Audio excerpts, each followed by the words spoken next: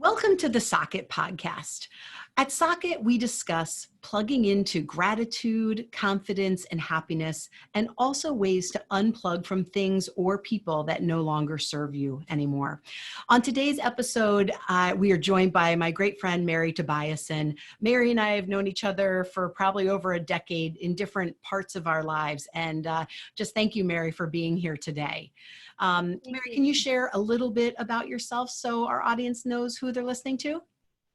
So I am the owner of a fitness company and have competed at an elite level in athletics for quite some time, even at my old age of 49. But I've been in business for ever and ever. I'm a master personal trainer. I kind of channel the things I love to do in excess into fitness, maybe somewhat of an addiction, but that stems from trying to point myself in healthier directions, find a healthier way to channel, excess and things that I love to do, or put my energies into something that's more productive than maybe a more destructive addiction. So I've known Cathy forever. She's done an amazing job bringing people together, making them feel okay, and giving us new perspective. So whether it's through her chiropractic business, Neighborville Moms Network, Socket, it's just ways to communicate, to connect with people, to understand that you're not alone. And that's one of the biggest things I think as women, we feel the burden of making sure we're okay. Everyone views us a certain way. Well, you don't have to do that because we're all flawed. I mean, the human condition is pretty scary some days, and it's dark. I mean, there are some beautiful parts of it, but this isn't Mayberry, and it's not a TV show. Everyone's got real stuff going on, and you'd be surprised when you actually open up and talk to people. You can help each other heal. You can get new perspectives. You might find a healing path. But more than anything, as Cathy and I have talked about, it's about not feeling alone. Empowering yourself and knowing that people are here to help you to find peace and happiness. And I don't think you can do that alone. No, we need each other, right? And yeah, right. I think for myself, that piece about not being alone is something near and dear to my heart. It's a message that kind of infiltrates everything that I do today in my life, whether it be in my practice where you walk into the office and you just feel like you're part of our family. We know your name. We know whether or not your mom has Alzheimer's or your daughter just had a baby. Like, we know the parts that you're of life that you're going through so that we can celebrate with you, or we can kind of cry with you and mourn with you.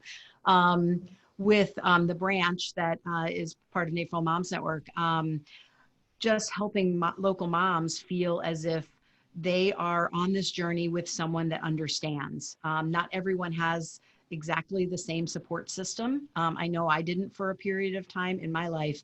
And I remember kind of early on, probably after lots and lots of counseling, just starting to speak my truths out loud. Like, this is something I'm struggling with, or good God, I have no money and I'm actually going through a bankruptcy and a divorce. I just lost my home. I started sharing pretty personal information. And as social media and Facebook became what it was, sometimes I would post things that were pretty personal.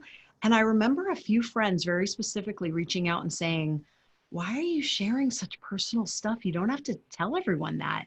And I just said, someone has to raise their hand.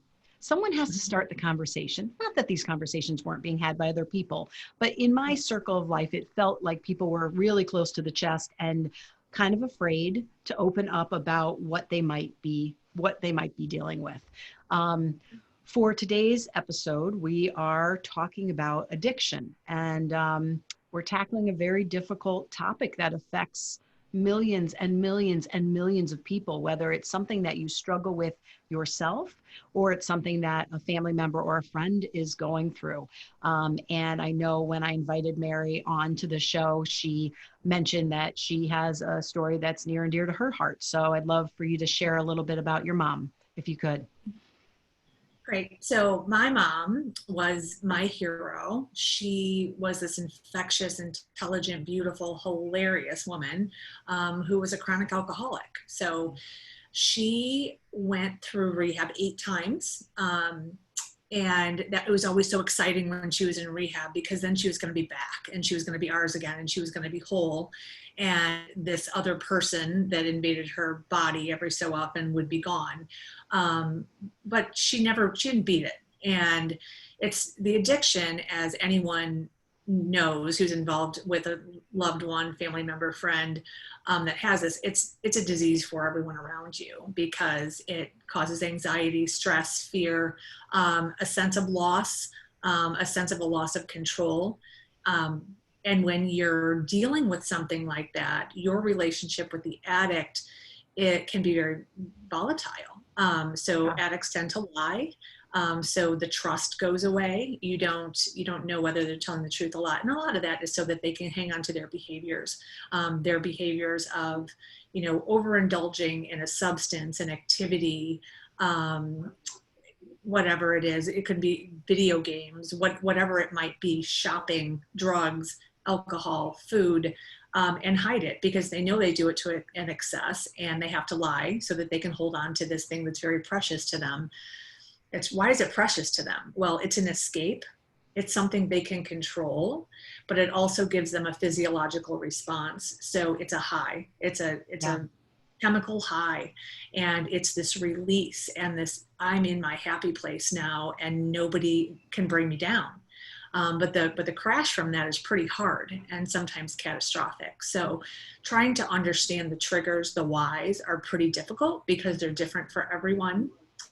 There are two schools of thought on addiction, that it's environmental or that it's genetic, a disease. I believe it's a disease with all my heart and soul. So when I was in college, I took courses and I wanted to learn more about it. And it was just alcohol and addictive behaviors. And the studies were pretty unbelievable. And the recovery rate, unfortunately, at that time, I don't know what it is right now, was less than 1% for people that went through rehab. And that is super scary. But it can tear you apart. So, and I think at one point when my mom had gone through rehab, I got to know some of the people that she was in there with, and some of them were really high profile people from our community, business owners or politicians. And when they came out, there was this group of 8 of them. And I've been a runner, a competitive runner, since I was 8 years old. By this time I was out of college, but I was in my early 20s. I started a fitness group with them. It was running and swimming. All of them stayed sober for the longest during that period. And it was because they had another place to channel this energy, another place to go, that wasn't as dark, and it was socially acceptable. But interestingly enough, they were in this group where they understood each other. And I think collectively it was an 8-month sobriety. I think the people that stuck with us the longest were about 2 months. Not to say this is a panacea, but it worked for this group. But it's also about changing your image. People are ashamed, and they shouldn't be ashamed, because in my opinion, it's very much a monster.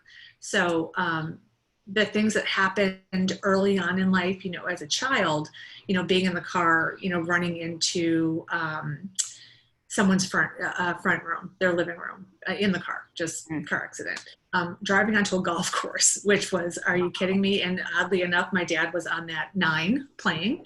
And that was pretty embarrassing, but everyone talked about us. It was, oh God, here's, it's that family. They're like the Addams family. And that's tough as a kid. You don't want to be talked about, and people do that. They talk a lot of crap, and it's hurtful. And so for me, it was, how do I control it? How do I fix it? Well, all I can do is educate and learn. So that's what I did. And I learned a lot, and it helped me with my relationship with her going forward, finding happiness, finding balance, trying to help her with the disease, but not letting it kill me. Which was good. So, during her later years, after I had kids, I decided they were not going to see her drunk, because she was a violent, crazy drunk. I mean, she was out of her goddamn mind. So I told her, I love you very much, but my kids are not going to know you're an alcoholic, because they're never going to see you when you're drunk. And unfortunately, with the nature of the disease being progressive, they didn't see her as much. And that just broke my heart. So, in the end, it took her life. So she died at 48, which was just, it was such a robbery. I mean, her life was just taken away from her. But the night she died, it was really unbelievable. I was over at her house, and she'd been drunk for probably 6 weeks, no sobriety. Wow. And she was coming off a bender. So her body was shutting down. She was throwing up blood in a bucket, and I was putting cold compresses on her head. And she said, "Never doubt how much I love you." And she said, "The only way I can describe this," she said, "it's like a demon and it takes over." She said, "It reminds me of The Exorcist." She said, it's not me. It's this thing that comes in, it takes control of my body, my soul, my brain, and it's winning."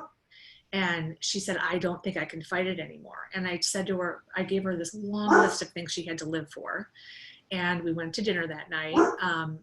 I went home. I had a call from my dad at 6 a.m. and he found her dead on the floor. She had had a massive heart attack, and she wasn't drunk, but she was going through withdrawal. So her body was just yeah, saying, I can't do this anymore. But it was really interesting and in a horrible way to hear her verbalize that. But I know that so many people feel like that, like, oh, this isn't me, and I'm not in control. And there were so many mornings that I would see her, and I'd call her every morning and say, "Mom, it's a new day. Everything else is behind you. You've got to do everything you can." But she would get really run down. So, and I think this is common for addicts as well. When they're doing well, they overcompensate and try to make amends with everyone, and they waste all of their energy trying to make everybody happy. And this isn't for everyone, but I have seen the patterns, and they end up feeling like crap again, tired and run down, and what's the sense of myself? And they dive back in the hole. And that was very much my mother. I mean, she just would give and give and give and give and try to compensate and make up for the shame. And it wasn't what she needed. She needed to take care of herself. And I'm so sorry to hear that. It's I can't imagine growing up in that and having to navigate that. And like you said, kind of like, I don't want my friends to talk about this or know about this, or, I can't do this because then mom might be drunk, or my children can't have, a relationship with them. Right. So, one of the things we talk about at Socket are things to toss, things to recycle, and things to elevate in our lives. And part of the tossing part is setting boundaries. And I've found in some of my relationships, not specifically in what you've gone through, that the boundary I had to set was no relationship. And really either completely eliminating someone from my life, or, limiting the time that I have to be with them. Because some people you can't completely, get rid of. That sounds terrible, but you know what I'm talking about. Right. How did you find the strength for yourself to set boundaries with your mom for you, and then also for your children? It really wasn't until I had my children, because I mean, you don't, as a mother, you don't love anything the way you love your children. And I was going to protect them from the pain that I had. And it was, you do that. It's the mother lion. And so there was so much angst and anguish from seeing her like that. And I tried to create a Disney life for my kids. So because my childhood was so unstable, I have overcompensated as a mother and overdone everything with my kids to a fault, to the point where I'm not sure my 25-year-old son can make a frozen pizza, and he lives in the city. My daughter's a little bit better, but it's my fault. I still do Christmas like, we're the Kardashians. Well, not really, but, I overdo it. I overcompensate. So and I know it's a part of the way, the inconsistencies I had from growing up. I didn't know if Christmas was going to happen, or if Christmas was going to be, something ridiculously overblown, because she had compulsive behavior. She was also a compulsive shopper. She did everything. When she passed away, she had like 6 bread makers in the butler's pantry, all brand new. And she had Vitamixes, and she would buy and buy and buy and buy. It's crazy. But then again, it's just channeling that excess desire into something else. And it's a loss of control for something very ordinary. And that's the hard part, because they generally start doing whatever this activity or using this substance normally, recreationally, just like anyone else. And becomes this obsession and something they can't control anymore. And that's really tough because you need to help, but you have to self-preserve. So you Absolutely. can help to the point where you realize that you're not effective and you don't have the skills to do it. And I think that's why I kept learning, thinking, I'm going to figure this out, because I'm not the kind of person that's going to say, well, that's okay. And I'm more of, I'm going to figure it out myself. And I didn't. So, she got a lot worse in probably after the age of 10 for me, because my brother died. He drowned, and she Oh, wasn't with us on this trip because she was drunk. So it was always this, I knew that she beat herself up because she wasn't there when he died. And, and I had all this guilt, and it was just, this is my running. So when he was drowning, I had to run down the beach to get my dad. And then I had this guilt of, if I had been a faster runner, he wouldn't have died. And it's just all this crazy stuff, and, yeah. all very unhealthy. And these are life events that are not singular to us, things that other people have gone through, but it's how do you heal? And you Yeah. heal by talking, and you heal by letting go of those things that, they're not your fault. Or if something was your fault, to figure it out. And then tomorrow, start over, because every Yeah. day you do get to start over, and you have to believe that you can reinvent yourself every day, and you Yeah. have to, you just want it, but you need other people. You It's, really do. and you think about life situations like this, the loss of your brother, and your mom, and how many people go through those things and unfortunately then fall down a rabbit hole of addiction, of whatever type of addiction that means, to try to numb themselves out, to try to numb that pain or that shame or that guilt, if there's any guilt component to it. And then there's women and people like yourself, that find a way to get on top of it, find a way to navigate those emotions and come up with better coping strategies and ways to understand it, and ways to get on top of it, which I think is awesome that you've been able to do that. For myself, as far as alcohol goes, to bring it back to that, I know I've had a up and down relationship with alcohol. I didn't drink at all until I was like 21 years old. I never drank in high school. I was a rule follower to the T, right? I never told my parents that I was going to be somewhere that I wasn't going to be. I mean, I was so fearful. I don't know what I was afraid of, but I was afraid of getting in trouble or of doing something wrong. And I just never did anything wrong. So there wasn't much for them to be upset about with me. But, as I got into college and things and started drinking a little bit, I definitely, through the last couple of decades, have had times of my life where I realized that I was plugging into alcohol a little too much. Right around the time of my divorce, I know that was a period of time. I went through a bankruptcy. I lost my home. My practice suffered something with a law change that affected us drastically. And I almost lost my practice. And that was all within a year period of time. And that was pretty overwhelming. And there was a lot of fear wrapped around that time in my life.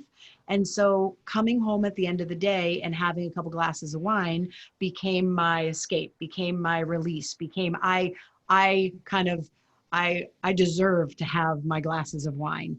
And when that turned into just a little more than I wanted it to, and my tolerance started going up, and I was gaining weight because if I had 2 glasses of wine or 3 glasses of wine, I would make myself a cheese quesadilla because I was hungry. Right. There's nothing better than a cheese quesadilla when you're buzzed. We're not. So, there'd be times in my life where if I came down and saw a nacho tray or a cheese quesadilla pan, I was like, probably overdid it last night. Right. And Good. I know for myself, if I use that energy or that stress and I put it into healthy self-care, I put it into getting enough sleep, I put it into meal prep, I put it into exercise, I put it into meditation, man, I can turn that around pretty quickly. And so there have been times where I've had to really unplug completely from alcohol. And there have been times in my life where I've been able to enjoy it socially and it not be a big issue to me. And what I find so fascinating is the brain. right? The brain is incredible. I've told my son, who is 17 and has to navigate the world of alcohol, marijuana, vaping, you name it out there, right? Even some of his friends that have gotten into, unfortunately, some harder drugs. You don't know what your brain chemistry is, right? You don't know the second you try something if it's going to lead you down a path that is going to become something that's addictive, especially for some of the harder chemicals. Right. Um, Someone can try cocaine once and boom, they're on a path that they're not getting off of, and Right. it becomes a life or death situation quickly. And then there's some people that I'm always amazed by them, where they have their glass of wine and maybe they do that twice a week and they just don't think anything of it. Right. So I find the brain part of it really interesting. And Right. for an addiction, whether it's shopping, whether it's food, whether it's can you speak a little bit about what that does to our brain, on some level? Yeah. So it basically, all of these behaviors start as, regular use, just very socially accepted. And then the more control people lose and the more often they do it, it creates the serotonin spike. It's a high. It's a different kind of a high where they feel like this is their happy place. They go there to escape, and it's not something they can control. So it's a definite immediate high, but then the crash is super, super hard. And eventually you need more and more of it to get that high. And that's where the progressive addiction comes in. Okay. And back to that school of thought of whether it's genetic or whether it's environmental, I'm a very strong believer that it's genetic and that it's a disease like a cancer. And I think that's, my mother didn't make it to my wedding. And I mean, she loved me more than anything. It's not like we never had a bad relationship. I was just always, it was like she got back from a really bad trip every time she sobered up, and I was just so grateful to have her back. And I think that's one of the other challenges with addiction. When you have your person back, or you're having those normal moments with the person you love, with your addict, you don't want to waste it by talking about negative things. And that's kind of the enabling, that's kind of the, let's not, or maybe they're okay now, and that's wishful thinking, but it's not. It's got to be addressed, because they're going to go back to that wanting that high again. So when they're down, when they want to fill that void, when they want to find something in their life that they can control, when they can't control other things, it's their vice. That's their place, and it's killing them, in some way or another. And even addictions, like video games, like we were talking about, that can be very destructive to your life. It can take so much time you lose your job. There was a story recently about a little boy during COVID that hung himself because he broke his video screen twice. But he was so addicted to it. He loved it so much, but he was afraid to tell his parents. And the fact that the video games have taken over these children's lives to such a degree that they take it so seriously that they would kill themselves. I mean, that's a problem. But the conversations, we have to have the conversations, and you have to know that you're not alone. And I think the social acceptance, the shame, the trying to compensate for what you've done when you're, knee deep in your addiction after the fact is damaging as well, because you're not doing self-care, and self-care is so important. I think, again, when you look at all different formats of addiction, I think there's some similar core issue of, I don't feel okay myself. I don't believe in myself. I don't trust myself. I don't love myself. I don't think I'm lovable, right? I feel like there's different kind of quote unquote holes that people have in their lives, whether it's from experiences that they've had in childhood, or somehow they've just turn that negative self-talk into something that creates shame for themselves. And that becomes something that those things, that boost of serotonin, right? That activating that pleasure center of the brain is helping people escape from that for a period of time. I feel as if we all could really do the work earlier on in our lives to fill our confident bucket, to fill our self-care buckets, to be taking care of ourselves in a better way, that there be some some group of people, hopefully a larger group of people, that wouldn't start down that path. Is Yeah, that something that resonates with you? absolutely. And, I actually incorporate that into my children's programs with health, fitness, and nutrition. So, Yep. for example, I'm working with two obese twins right now. They come from a family of 5, and their mom left. Mm. So the little girl is struggling like you wouldn't believe, but a lot of it's self-confidence. And when the mom was in the home, they only did takeout. So they don't know how to eat. They don't know. They gave me the only vegetables they ate, and it was celery, corn, and carrots. So last week, the little girls lost 12 pounds already. The little boy, Oh, like 15. I try to empower them with knowledge and ways to control their lives, to feel happier, and build confidence. So I think these kiddos, from a very young age, it should be part of curriculum. It's how do we build yeah. that self-esteem that you're talking about? How do we create healthy, happy balance and let the kids know what's okay and what's not okay? And I think some of these fundamental truths, these fundamental balances, the kids don't have because they're already in an unhealthy environment. So if it's in the system, in the educational system, part of their curriculum, I think that they have a better shot of Yeah. identifying, and understanding, and also understanding if they're living with an addict, and that's important. Coping mechanisms. I went to when I was in high school, I went to Bennett, and I would also see the counselor there. I was always like, okay, how am I going to fix this? How am I going to? What am I going to do? Right. Blah blah blah. Right. My best friend was in there, for Christ's sake. They had an alcoholics, like a children of alcoholics meeting. I could not believe that my best friend was in there.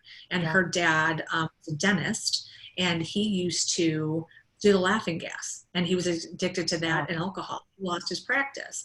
Wow. And she had never told a soul, not even me. And she knew about my mom because we had parties that were like something out of Ferris Bueller's Day Off.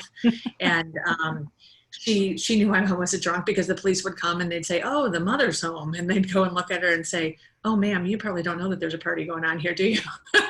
but it was just interesting, and that created a little bit of commonality with us, and we were so close, but it was also, we had more to talk about. We could help each other more. Just that it's that identification of other people that are living something that you are, and knowing you're not alone. I think that's one of the most important things that you're doing now. It's being able to talk. And some people are shy.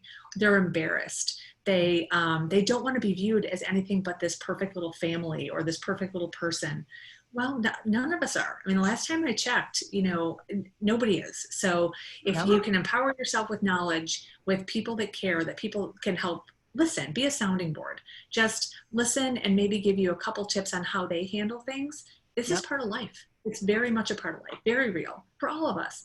And I had to figure out what I was doing with myself, because I started running when I was 7 years old, 7, 8, competitively.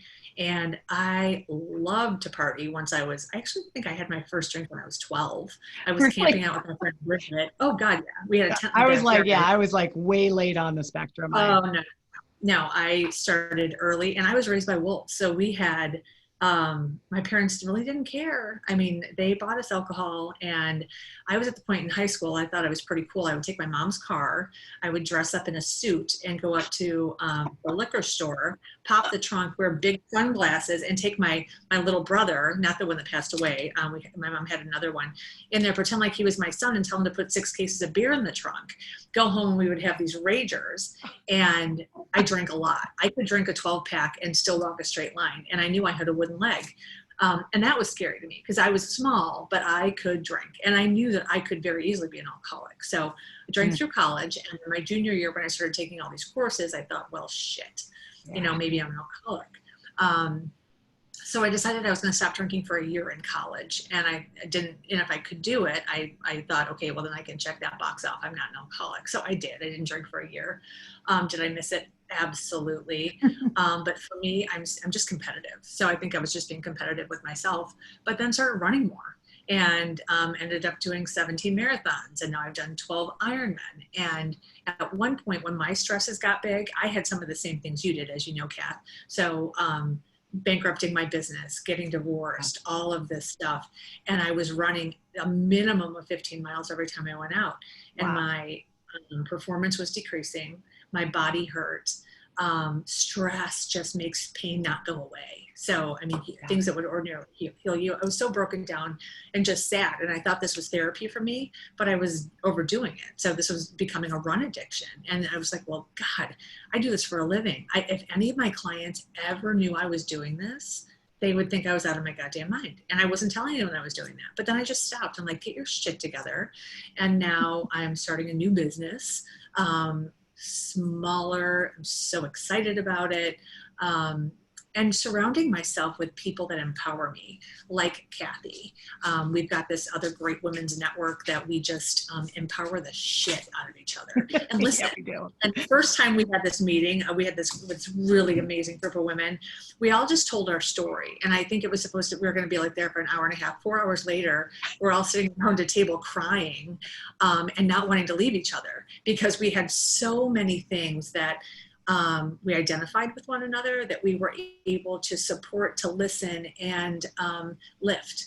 And that's huge. You've got to find people that lift you. You've got to find ways to lift yourself out of a situation, or people to help you through it. Maybe not lift you, but put you on a raft, pull you through until you can figure out how to lift. But you can't go down. You can't, fall off the raft. And that's the cool part that, I think what Cathy's doing here, it is a gift. And she's a very talented, compassionate, amazingly brilliant woman to bring this gift of these olive branches out there, to bring people in. I feel like it has the ability to save lives because I've seen the worst case scenario, which ended up in my mother's death. And, it was so hard to watch, and it is preventable. And I know that there are millions of people who have lost people to addiction. The rehab industry, and it is an industry in this country, last year was $740 billion. Wow. That is a lot of money. And that will give you kind of an idea of what this colossal issue is that we have. And it's not, of course, exclusive to the US, but those were our numbers. And those are just people that went through rehab. And there are, 5 times that outside of rehab, people that will never see rehab because they'll never admit or never have that support group to go and push them into it. So, and I don't even know that rehab's the answer. I think it's finding people that you relate to, that don't judge you, that will help you. And rehab can be phenomenal for people, but it also is a stigma. And we all know that, oh, they're in rehab. It's like my grandma talking real quietly about what they ate it a week. Oh, rehab. It's just, it's tough. I think that's changing a little bit. I don't know. And maybe because I love to have these conversations and having tough conversations. Right.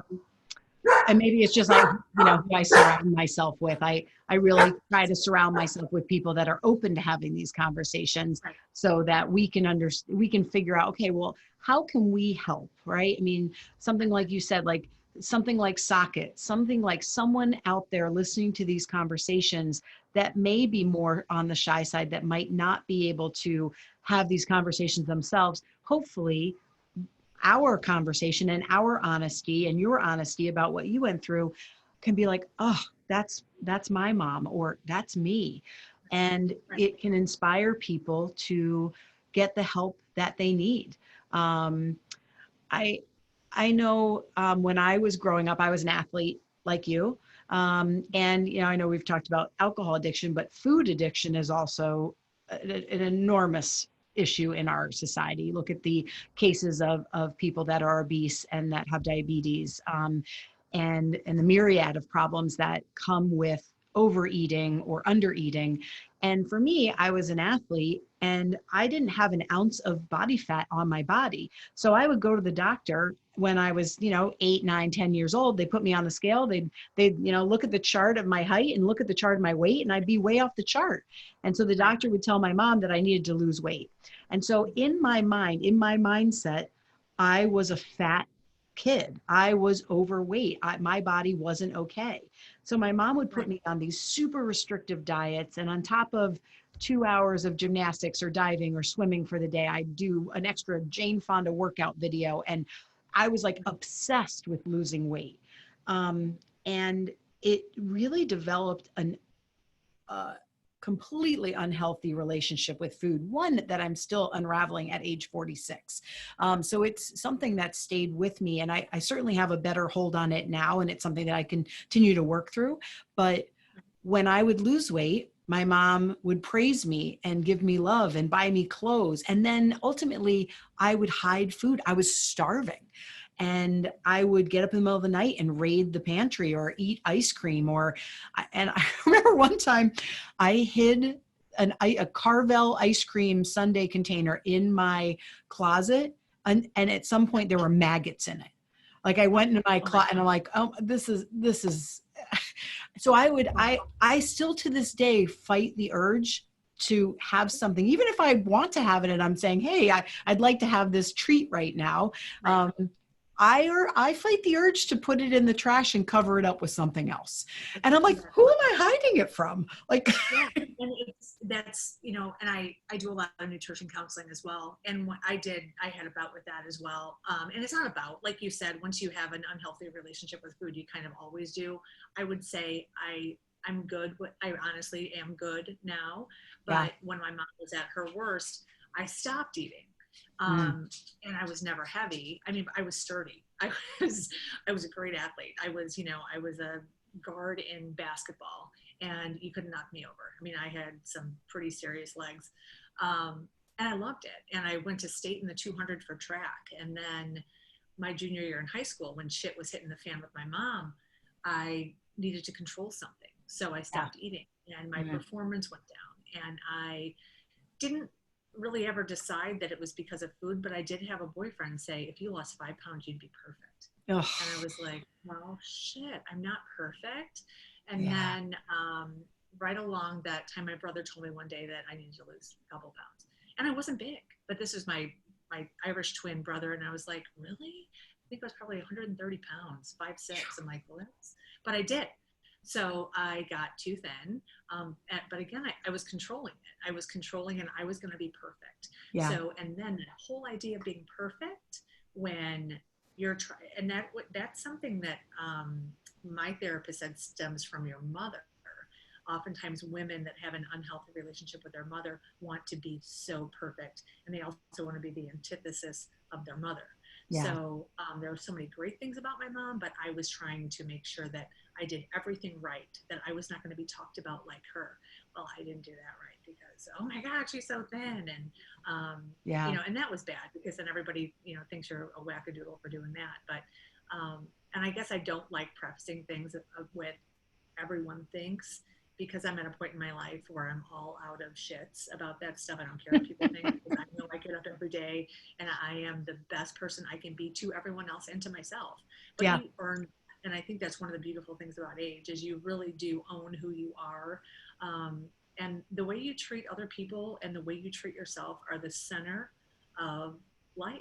And if you don't do that well, you should probably just stay in bed, because you're not a valued society, in my opinion. I mean, it's all about your character, and it's love, support everyone else and yourself, and there is healing out there. And I think that's the biggest takeaway, and that's what you want to tell people, that hey, it gets better. Yeah. You can find ways to make this work, and you're not alone. And you and I have dealt with so many similar things, and you, like me, have found ways to make it empower you. Let's take Yeah. this knowledge, let's take this experience and share it and make people okay. Because that feeling when we're all together talking, and you feel like I can walk taller out of here because they Absolutely. get it. And these are women that I love and respect. And if we can make that bigger for people and have that feeling that we get from these incredible, accomplished, kind, hilarious, strong women, I think we're pretty unbeatable. And there are no things that can't be conquered when you got that kind of backing and Yeah. knowledge. And And that's a that pretty cool support, thing. that support Yeah, system and things yeah, like that. I echo your thought process. Like as I've gotten older, it has amazed me how much stronger in myself I've gotten. mm-hmm. And the confidence I have, like I'm a good person. I really put good stuff out there and I help people when I need to. I apologize when I need to. I know if I'm a part of the problem or not. And so, at this phase of life, if I have people talking things to me or saying negative things to me, whether they're people I know well or they're people on the internet, which of course that happens Right. with the Right. with the keyboard warriors, right? Right. Um, Right. and I can look at something that's kind of a negative dagger being thrown at me and quickly pull it apart and be like, is this anything about me? Like a lot Right. of times it just doesn't have anything to do with you. So that's Right. where I think learning that and going, you know what? I didn't do that. I'm not that. Right. You can believe that about me, but Exactly. I'm not going to take that on. I'm not going to, take that in. And that is so liberating. The second I got to that level of not caring what other people thought, I mean, of course, if I've done something wrong, if I've hurt someone's feelings, I'm going to be the first one to be right there going, I am sorry, I screwed up. And I will take ownership of that. But if I didn't do something wrong and somehow you're perceiving that I am because it's something on your end, kind of it's a you issue, not a me issue, Right. then I'm going to bow out of that Right. conversation without Right. feeling like I owe them some 14 paragraph Excellent. explanation of why I'm not what they're saying that I am. And oh, And I love that. there's power with that. Well, there is. And I think one of the things that I struggle with along that lines, I'm an overly empathetic person. Hmm. So I stop and I always try to put myself in their shoes and see what are they seeing and Yeah, why would they see it that way. And once I do, I want to validate a response, which you can't. I mean, yeah, if you're really steadfast in your convictions, you believe, and I always feel like anyone that really knows me knows that I have the best of intentions. I yep, like to believe that in some people. And I think sometimes it's ignorance or what's going on in their life that day. Or you see somebody fly off the handle and you think, well, maybe they lost their child today. Maybe they yeah, have cancer. Maybe they have yeah, what you don't know what people are going through. So I think if you believe that people are intrinsically good, it helps you. It helps you get through some of the crap and maybe arrows that people throw at you. And as well as I do, the larger your platform, the more people you serve, the more people you try to touch, the more positive and negative you're going to get. Because yeah, unfortunately, some people, they're just not where we're at. And we're trying to cultivate only positivity. But like you said, I have chosen to pull negativity out of my life. And I know if something isn't making me better, or a person or a situation, if I don't feel like I bring out my best self when they're around, I have to separate. It's yeah, going back to that anxiety I had as a child with the alcoholism, coming home with like feeling like you're going to throw up, with that, your stomach's twisting. You don't want to do that. Nobody wants to do that. And you don't have to, because days are short, lives are short, and there's too much good out there. So we have to find it. We're chasing it. yep. Well, I think we're doing a pretty darn good job of it. I mean, not that there aren't days, and I'm sure you face them as well, where you're like in a massive funk and just, oh, Mm-hmm. I just want to crawl back into bed. Right. But for the most part, I found a way to live my own life that in a way that I wake up and I'm energized and I'm like, what am I going to tackle today? And trying to get my own head on straight about beliefs about myself, beliefs about the world, beliefs about other people, and trying to live a life of intention. And that's something that I can feel really proud of. And I know everyone out there has the ability to do the same thing. It's just finding those resources and finding those people to surround yourself with, or the right podcast to listen to, the right books to read, like, what are you filling your mind with every single day? Because that's going to spill over into your life in every single way. Um, so to kind of wrap things up, and get back to our topic for a second, if someone out there is struggling with an addiction of their own that they know that they really need to make a change of, or they have someone in their life that they're watching that um, they're not sure how to help or what steps to take, would you have a few words of wisdom that you could share from your own perspective? Absolutely. I think initially, depending on your age, where you're at in life, you need to find someone you trust to talk about. You use the internet resources. There are different programs for everyone. High schools, middle schools have programs. There are meeting groups at different churches. There are support groups everywhere. They're as close as, you know, a Google search, and you're not going to find the right one right away. But I just implore you to find that group.